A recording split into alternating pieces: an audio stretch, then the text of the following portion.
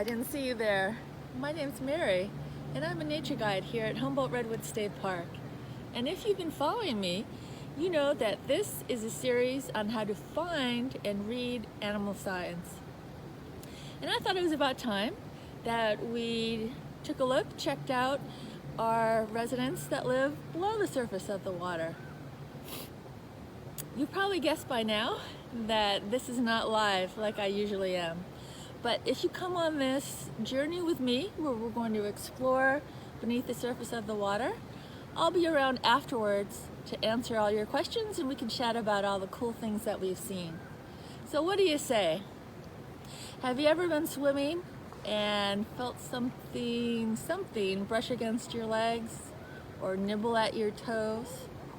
Have you ever wondered what it was, or maybe tried to put it out of your mind because you didn't want to know what it was? Well, if you come with me, maybe we'll find out. Maybe it's an eel. I don't know. So come on, let's check it out.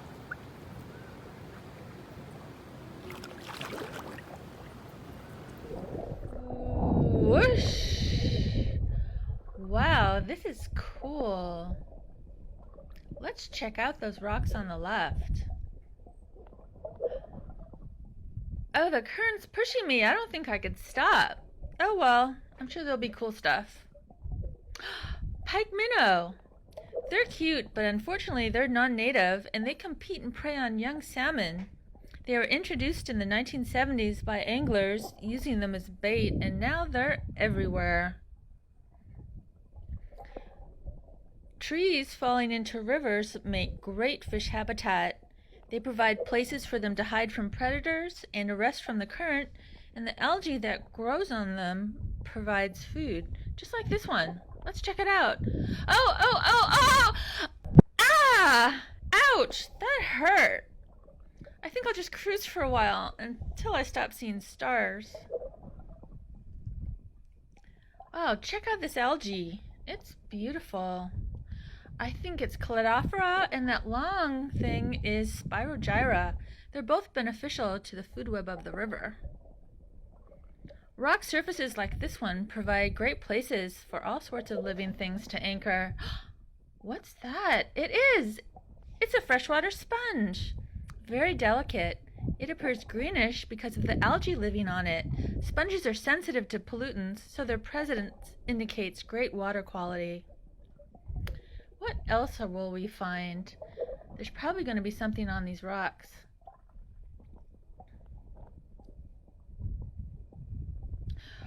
Ooh, just like a jewel. It's a ball of caddisfly eggs. I have a feeling we're going to be seeing another of their underwater life stages in just a couple of minutes.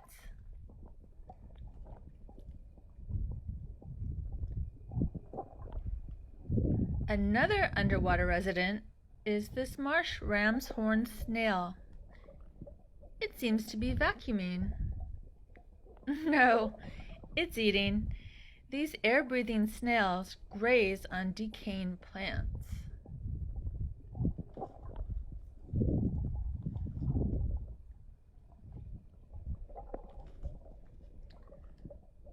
This looks like a mayfly nymph. He's shy. Ah, remember the caddisfly eggs? This is the nymph or naiad stage of the life cycle. The naiad lives underwater, and the naiads of both the mayflies and caddisflies can live underwater for years. When they're ready, they crawl to the edge of the water and undergo their final molt to become winged creatures of the air. This adult flying stage lasts only a short time, from months to only hours or minutes. They make cases using the caddisflies make cases using bits of bark, pebbles, and sand that they cement together with their own saliva. What could be better camouflage? I wouldn't have noticed this guy if I wasn't watching for movement. He's pretty plucky. Look at that. He really blends in, doesn't he? Let's see if we could find some more. This one looks like it has a different kind of case made from mud and sand. There's a bit of a current. I hope he can hold on. Oh no! Let's wish! Let's get him back! Everyone together! Fantastic! Here's another caddisfly nymph. Kind of living life on the edge.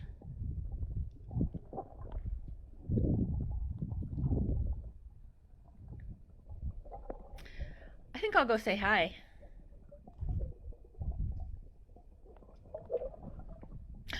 Oh, sorry, mate. Oh, no. Okay, folks. He's okay. He's okay. I think we should move on.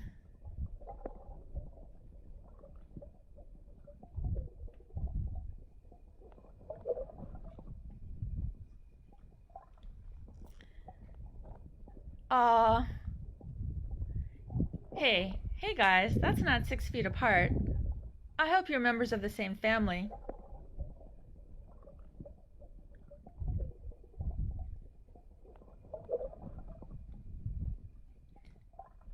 Here's another type of caddisfly nymph with a fancy spiral case that looks like it's made from little bits of that sand. And check out the freshwater shrimp just on the left. It's amazing how much life is down here, but I'm getting kind of waterlogged. One more and I'm out. What's this? It's a yellow-legged frog. Pretty. Let's say hi. That went by way too fast. Let's try that again. Better. But I'm out of here. Make sure you tune into Facebook to have a chat with me live in just a few seconds.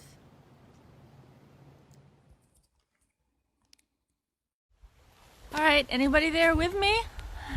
Oop. Oop. There we go. All right, I think... Oh, hello. Good, thanks, Erika. Well, I am live, and hopefully, as you can see, I've dried off. So that was a pretty exciting journey. And yes, Angelica, I am really lucky to be here right now. It's fantastic. Hi, Deborah. Hi, Rosal. Oh, hi from San Francisco. Fantastic. First of all, though, let me see. I think that's reversed. So I want to thank, here we go, Kim Cabrera, the bear tracker. I used a lot of her footage as usual. So thanks, Kim. And also Angie Edmonds. So she's interpreter 1 here at California State Parks. So I used a lot of her footage too. So shout out to Angie, thanks a lot.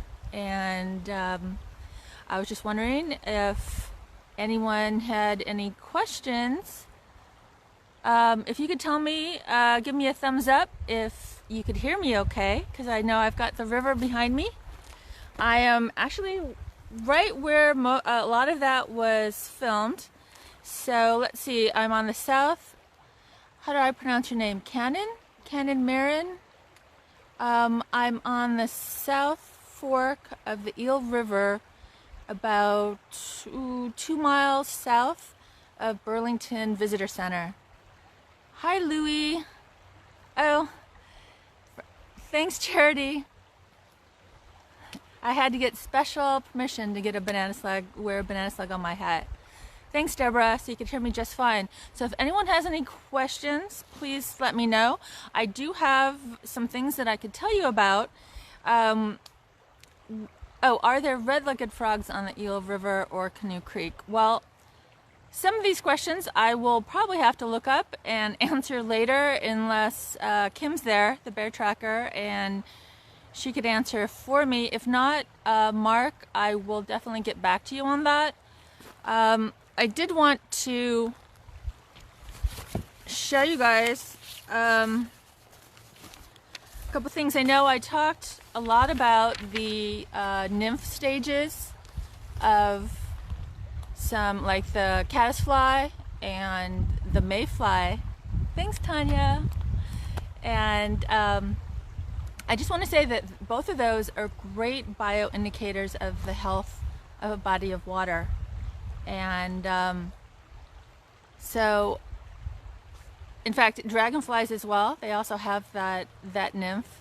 And you know, I wanted to show you in case you were wondering what the actual adult look like. So I'm going to switch this around. Okay, so if you can see that, so that is the adult caddisfly. So remember those guys with those cool shells or cases that they made by cementing whatever was around them? That is what their adult body looks like. I mean, there are thousands of species, so this is just one, but it gives you the general idea. And here's the mayfly. So here's the adult mayfly. If you notice, it does not eat as an adult. So its mouth parts are pretty negligible, but it's gorgeous. So you could, it's named Ephemeroptera. So I didn't know this. I know in literature they reference, you know, the mayfly as, you know, they say fleeting as the mayflies, and I never really knew what that meant. But as it turns out, even less than dragonflies or caddisflies, mayflies, the adult only lives a few hours to even just a few minutes. Just a few minutes as an adult. Its main purpose is to reproduce, basically, and they do that in swarms and basically then lay eggs, and that's the end. So, kind of interesting. And let's see, do you have to register to get camping there from Louie? Here, you could look at where I'm at instead of looking at my face. This is a lot prettier, huh? Okay, Louie, yes, on Reserve, California. It's all online now, or if you want to take a chance, you can come on up, and if they have campsites that haven't been reserved, then they sell those on a first come, first serve. So, another thing I wanted to show you, remember those caddisfly larvae? And let me turn this back around.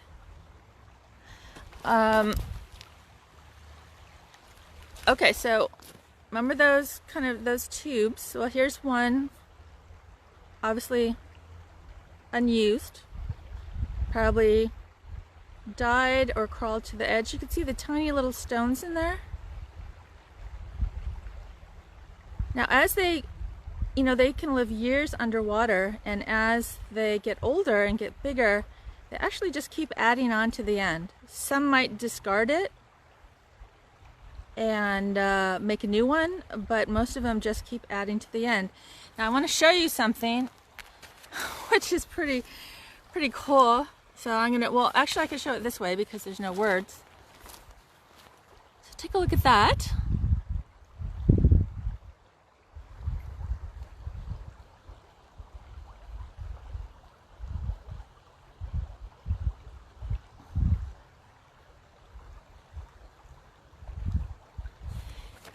Now, people who found out about what these caddisflies do as part of their life cycle, their nymph part of their life cycle, they actually, I guess, collected them and put them where they only had basically jewels and gold to use, and they actually used that to make their cases.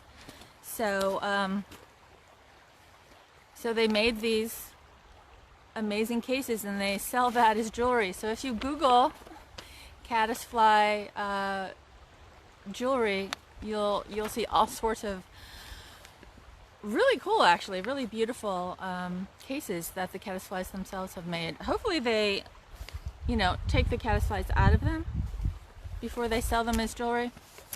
But as I was saying before, that mayflies in particular are really important parts of the ecosystem of a freshwater food chain, because they only eat plants, and so they're a great sort of link species between taking all the energy that's in the algae and aquatic plants and they eat it, and then they take it into their bodies, and then as adults, then they are the source of food for higher consumers, such as fish and birds, and they're just an important source of food. So then they're that bridge between the two forms of energy, and in that way as well, they're important bioindicator species of if it's healthy water or not.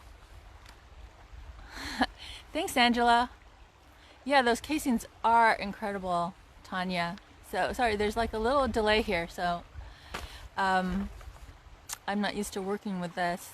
But last week, if you watched my program, and I did want to say, though I forgot, this is part of a weekly series I've been doing on animal tracks and animal signs. It's been kind of pretty loose, sort of each week. Whatever I discover is pretty awesome to me. I just like to tell about it and just share that information because I just think it's just so amazing. And I think the more people know about these animals, hopefully then they'll start caring about the ecosystem where they live, and enough so that they participate in the protection of these ecosystems. Because, you know, healthy animals, healthy us. Healthy earth, healthy us. Is there a certain time or day you do this? Yeah, 3 o'clock. Every day I'm on Tuesdays, and every other day there's going to be another interpreter from North Coast Redwood State Parks with a different topic depending on where they are and which park they are at. So, what fish in the stream? Well, you saw there were those pike minnows, unfortunately. I mean, no offense to them in their proper place. They're great. They are native, I know, at least to the Sacramento River. Here you can find, well, how it's got its name. Can anyone tell me? This is a quiz.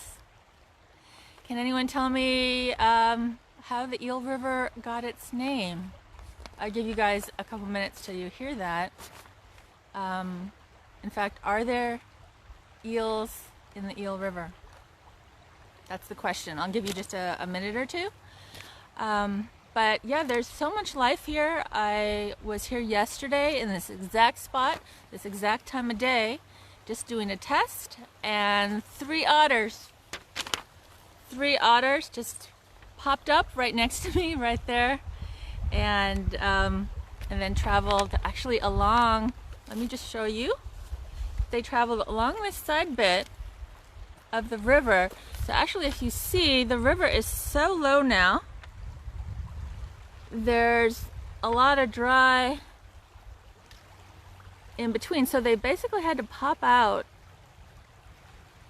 of the river and run along the bank there in the brush right there that you could see for a ways before they could get back into the river. About, I don't know, 500 feet from here. And that gave me a chance to race along so that I could get out in front and then take a video of them jumping back in the water. It was really special. Okay, here's the answer. Eels in the Eel River. Yep, Robert mistakenly identified right for the lamprey for eels, the Pacific lamprey. Look a lot like eels, but no, there have never been any eels in the Eel River, or else I would not have been in there, seriously. So lamprey, I've heard that from some people they're tasty, from other people they're horrible. And then of course you can get the coho salmon, the Chinook salmon, the cutthroat trout, rainbow trout. I'm not sure of the times of years for that, not being a fisherman myself. It is pretty hot here. Today's a lot cooler. Saturday was the peak day, and it was over 100 even here. Yeah, it's great that we're starting to see more otter reports along the river, so that can only be a good thing that they're coming back. Any Any other questions? Are there still lampreys in the river? Yes. Yes, there are, Jenny. So if anyone, actually, I'm going to be doing a segment on otters either this coming week or the following week. And there's a local organization, and I'll give you that information later if anyone knows it. I think it's otter, basically where you report any otter sightings, and they're studying the population and the health of the population. So I'll post that later. Any questions before I actually say goodbye? And before I say goodbye, I just want to thank everyone. This is my first one where I've been out here on my own. So, thank you, Angela. HSU project, that's Humboldt State University by Jeff Black. Exactly. Where are you today? Okay, Kayla, I am at the South Fork of the Eel River. So beautiful. And if you want to know specifically, it's about 2 miles south of Burlington Visitor Center, Burlington Campground. And the name of the grove where I parked is the Garden Club of America. Sorry. Remember, I just said this is my first time all by myself. So that's my excuse. All right, so let me just pan around. Everyone can get...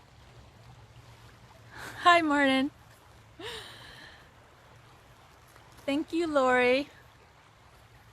So I'm just gonna do a last panning around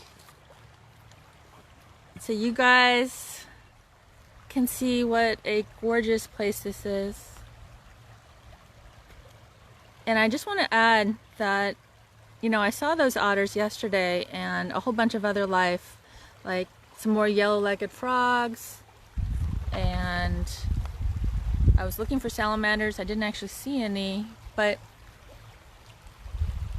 playing and having lots of fun and recreation and splashing about is really, really fun.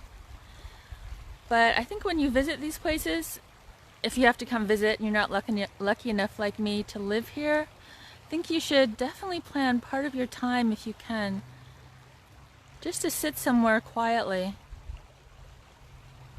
and just enjoy the natural sounds. I think you'll be surprised all of a sudden when your ears and your eyes get adjusted to just being quiet, and you start to notice so many more things than you originally saw when you first arrived. And if you're quiet enough, then all sorts of wildlife will come out and make a special day even more special. Okay, so I am going to sign off now, and hopefully you guys will have a great day and join me next week at 3 o'clock. And also, like I say, every day at 3 o'clock there'll be something interesting from a North Coast Redwoods interpreter. All right, thanks guys. Bye.